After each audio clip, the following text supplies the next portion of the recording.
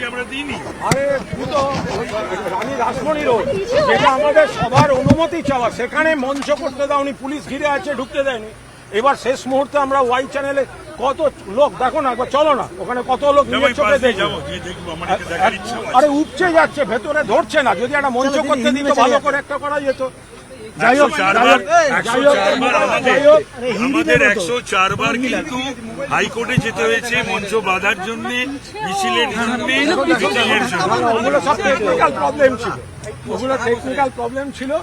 যাকে তুমি বলো, লুচি আর পটল ভাইয়াটা পাওনা রইলো। এখন একটু টেকনিক্যাল কারণে যেতে পারছি না, কিন্তু আমি যে কোনো দিন টেকনিক্যাল না। এখন লোকে কি মনে করতো, তোমার সঙ্গে আমার যা রিলেশন, এটা তো লোককে বোঝানো মুশকিল দাদা। ঠিক ঠিক, কলেজের সিনিয়র, তো ফলে মানে এটার সঙ্গে সবাই রাজনীতি মেলালে কিন্তু হবে না। ফলে এটা আমার একটা বিষয় হয়ে গেছে। মানে আমি তো একবার ওকে ভালো বলেছিলাম বলে পার্টি আমায় সাসপেন্ড করে দিয়েছিল।